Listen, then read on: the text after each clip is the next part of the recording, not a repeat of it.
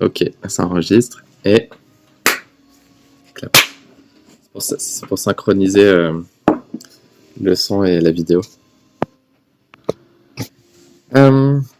Ok, et ben bonjour Bleuhen.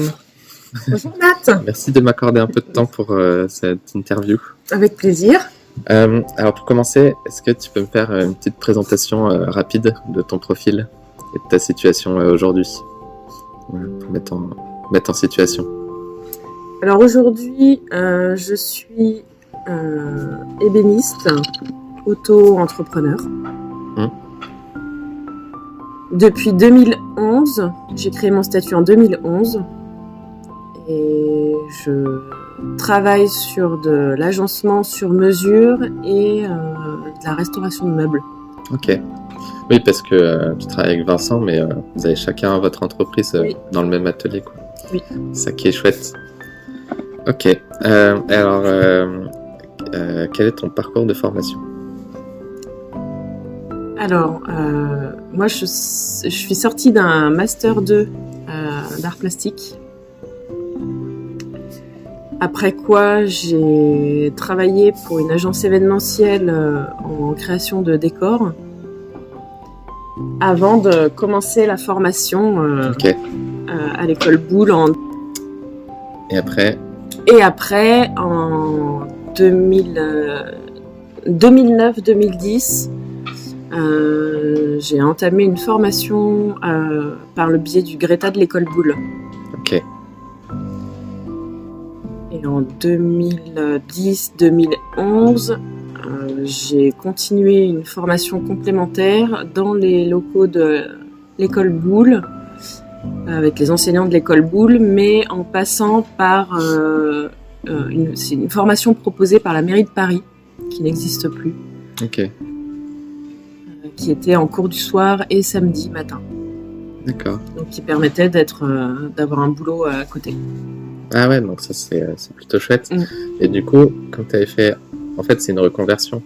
Oui. Tu avais fait art plastique. Entre les deux, t'avais pas, enfin, c'était direct après ton master d'art plastique ? Non, j'ai travaillé pour une agence événementielle. D'accord. En restauration et création de décors. Okay. Avant de faire la formation. Ok. D'accord. Et du coup, c'était quoi tes motivations ? Pourquoi est-ce que tu t'es tourné vers cette reconversion et ce métier d'ébénisterie ? Qu'est-ce qui t'a motivé là-dedans ? Alors depuis toujours, je travaille dans le manuel. J'aime le manuel. Je suis manuel. La formation dans les arts plastiques a été très intéressante. Il y a eu un gros travail d'écriture, de réflexion sur l'art, sur beaucoup d'autres choses.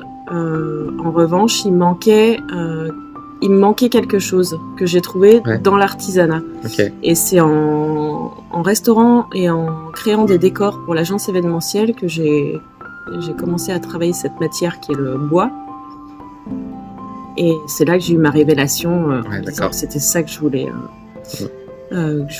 faire. Je voulais être avec cette matière, travailler avec cette matière et être dans quelque chose de très concret.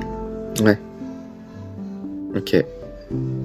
Est-ce que tu as eu des difficultés pour en arriver là ? Est-ce que tu as rencontré des difficultés dans ce parcours ? Depuis la formation ? Ouais. Depuis le début de ta reconversion. Non. Non, ça va ? Tout est rose. La vie est belle. Vincent, il m'a dit la même chose, mais ça peut être un peu étonnant parce que les métiers manuels, ils sont pas faciles à aborder, surtout avec une reconversion. Donc, oui. Bah, tant mieux pour vous deux. Mais je pense qu'on a eu aussi de la chance dans notre parcours. On a eu beaucoup de chance. Merci la vie.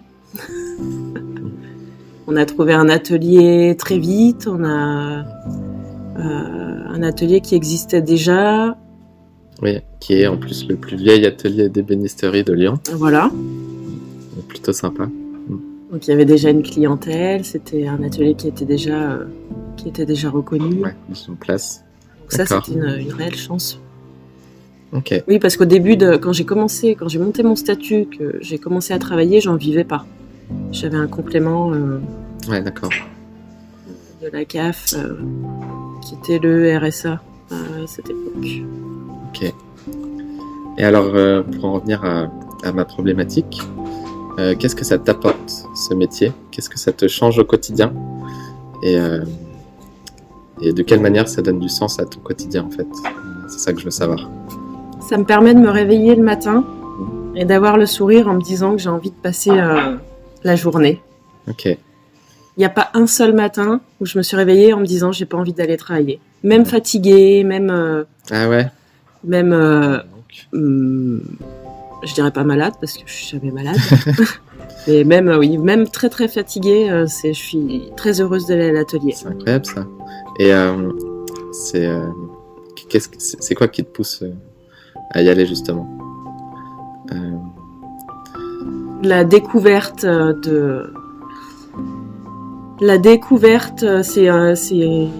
c'est un apprentissage permanent. C'est très très riche. On découvre des choses tous les jours, et dans l'histoire du meuble, et dans les façons de faire, et dans les gens rencontrés. C'est très riche. Ouais, ça, Vincent il me disait que c'était plus dynamique. Mm. C'est moi qui l'ai utilisé par rapport à lui, son travail de bureautique avant. Oui. Notamment. Ok. Et alors, attends, j'ai une question. C'était laquelle? J'ai un truc tout à l'heure.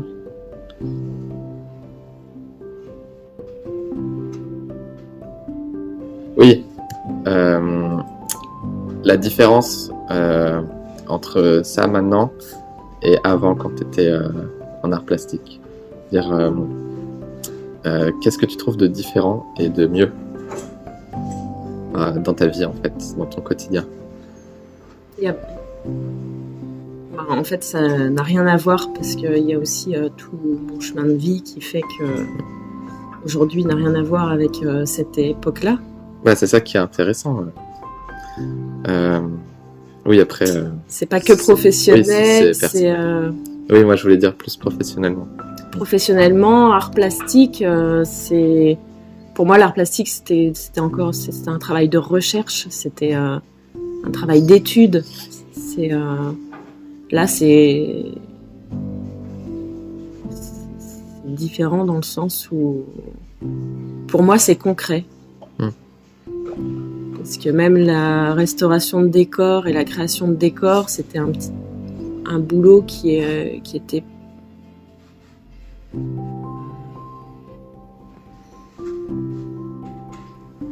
j'étais pas encore assez mature et adulte pour le visualiser comme une profession. Je me sens vraiment dans une profession. Ouais, d'accord. Je sais pas trop comment expliquer ça. C'était pour moi c'était un petit boulot, un amusement. Quand on me demandait ce que je faisais, c'était pas très clair. Là au moins c'est clair et concret. C'est ça. Mais au final, t'arrives à le garder un peu dans ton métier maintenant, vu que tu fais aussi de la conception de mobilier. Ouais, alors mon parcours m'a appris beaucoup de choses. Enfin, je ne regrette pas d'être allée jusqu'au master d'art plastique parce que ça a développé des choses chez moi qui me servent aujourd'hui. Ok. Et ben écoute, on a fait un peu le tour. Enfin, ce que je voulais vraiment savoir, c'est qu'est-ce que ça change dans une vie et qu'est-ce que ça apporte en fait. Voilà. Donc t'as à peu près l'artisanat. Ouais, c'est ça. Donc si t'as d'autres choses à rajouter, sinon c'est tout.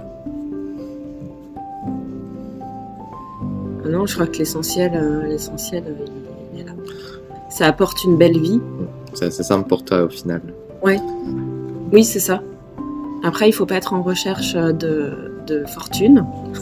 Ouais. C'est un métier passion. Ça, je pense qu'il faut être. Après, dans la création, tu peux te faire une niche et très bien gagner ta vie, j'imagine.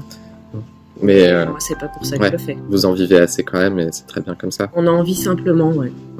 Ok, eh ben, super, c'est parfait. J'ai eu un peu tout ce que je voulais. Une dernière chose, est-ce que tu as des conseils pour des étudiants, des adultes en reconversion qui souhaitent se tourner vers l'artisanat? Moi, mon conseil, ce serait d'essayer de faire le plus de choses possibles autour de ce métier. Parce que moi, j'ai fait la formation donc à l'école Boulle, c'était formation ébénisterie, une initiation au métier d'ébéniste. Mais là, j'ai découvert ensuite la restauration, qui n'a rien à voir. Ouais. Et dans ce métier, on peut être amené aussi à restaurer ou fabriquer, enfin, un côté un peu plus menuiserie aussi. Ça peut être escalier, marche d'escalier, ça peut être... et je pense que plus on a de cordes à son arc à ce niveau-là, et mieux c'est. Donc, pour quelqu'un qui sort d'études, qui est jeune, passer par de l'intérim dans plein de boîtes différentes ou voyager aussi, je pense que ça peut être intéressant. Ok. Donc la diversité de l'apprentissage. Ouais. Très bien. Merci beaucoup. Avec plaisir. pour cette interview.